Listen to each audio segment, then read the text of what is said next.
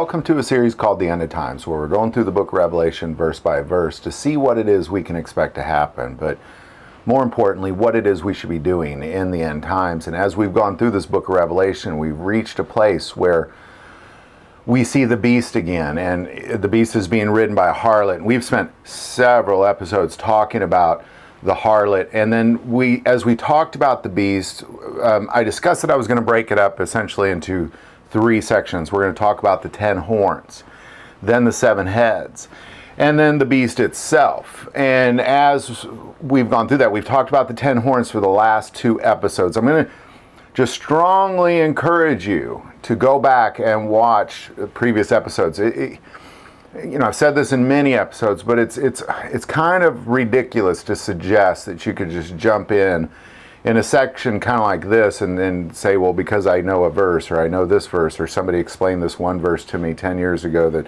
it all makes sense, because there's a lot going on here, and to undermine it in such a way really just cuts short the prophecy of God. So go back and watch the other episodes, but where we've talked about the 10 horns for the last 2 episodes at least. So we'll just pick it up where we left off. Then one of the 7 angels who had the 7 bowls came and talked with me, saying to me, "Come, I will show you the judgment of the great harlot who sits on many waters, with whom the kings of the earth committed fornication, and the inhabitants of the earth were made drunk with the wine of her fornication."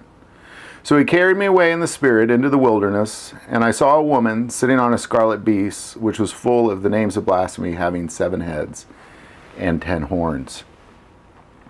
And what we've determined that those horns are by looking at further examining these passages here that we're in, and then also going back and looking at other passages in Revelation, as well as Daniel saw this beast as well, minus the 7 heads, and again, we'll get into the 7 heads later.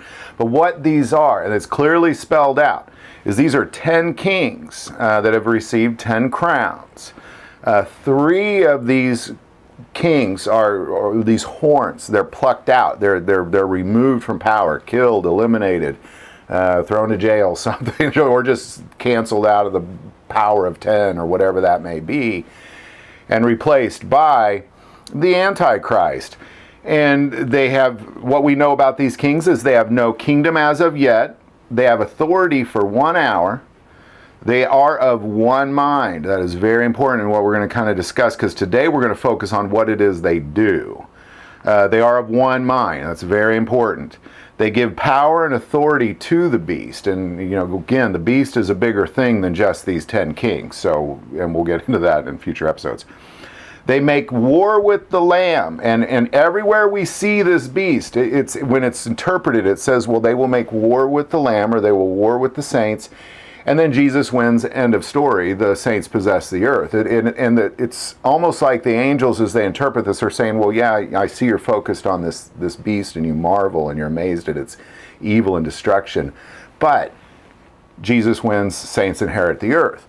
That's important as well, and every time we see this. But what do these horns do? What do these kings do? Because, we've seen horns in the past of anytime a prophet might see some sort of strange thing, because these kings literally aren't horns on a beast. The horns are a representation of who these kings are. The horns are a symbol of who these kings are that God chose to use.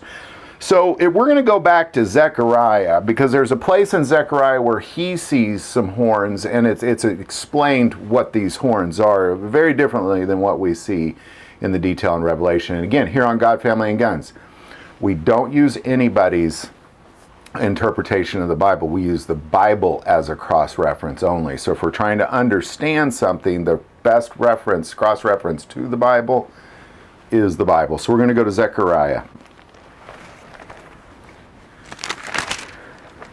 Chapter 1. Now, what's going on in Zechariah? And this is very important you understand this too, because we've talked about Zechariah 1 quite a bit on this channel, because this is where Zechariah also sees the horsemen.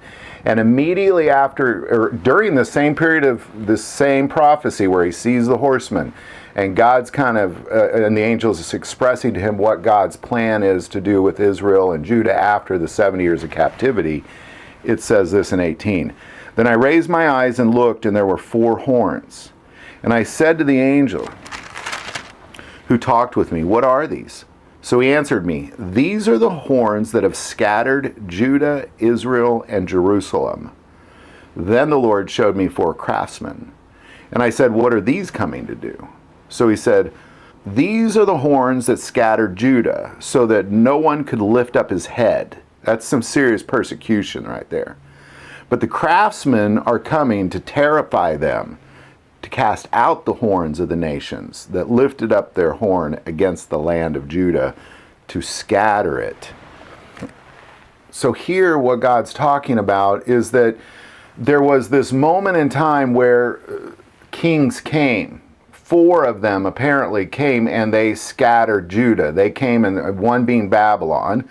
And I kind of want to talk about a thing that's referred to as the Levant. The Levant is the kind of what was the Middle East region was referred to around 500 BC. And there were certain kingdoms like Egypt. There was Babylon. There was Persia rising. There was, of course, Greece kind of making a rise at the time. There was Libyans. There was Lebanese. There was Arabians. I mean, it was referred to as the Levant, and there were many kings. This was it wasn't just the Babylonian Empire. Now, the Babylonian was the first real empire to kind of dominate everything.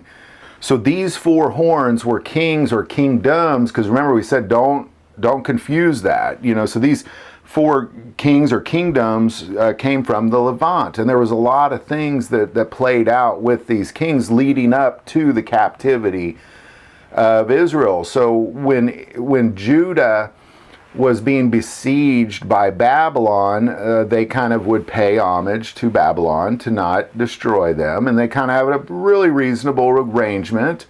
But then the king, I believe it was Zechariah, then sided with the Egyptians. And that, of course, made Babylon angry. And so there's a lot of things playing out here with horns, with kingdoms, when it comes to the first destruction of and besiegement and enslavement of Israel. So all these prophecies, these horns, they all revolve around Israel, and they're designed to scatter Israel, because we clearly see what Jesus says in Matthew 24 about what happens here.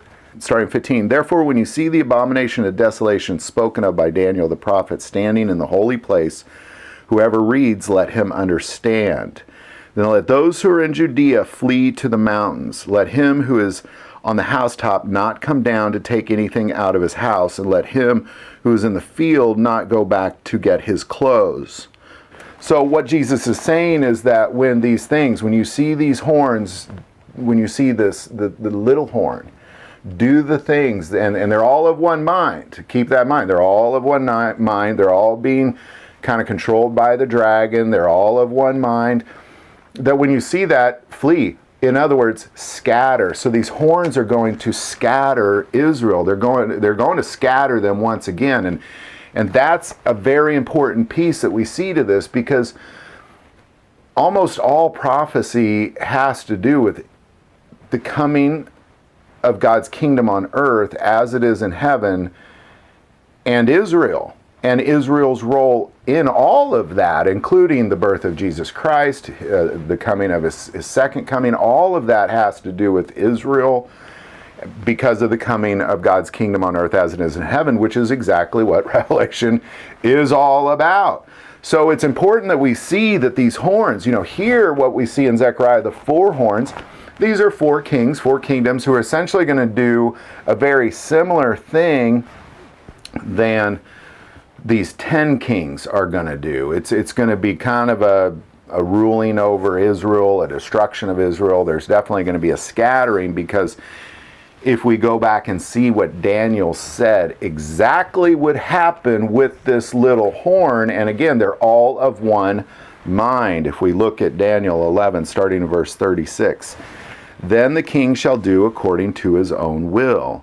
He shall exalt and magnify himself above every god, shall speak blasphemies against the God of gods, and shall prosper till the wrath has been accomplished, for what has been determined shall be done. He shall regard neither God of his fathers, nor the desire of women, nor regard any god, for he shall magnify himself above them all. But in their place he shall honor a god of fortresses, and a god which his father did not know. He shall honor with gold and silver, with precious stones and pleasant things.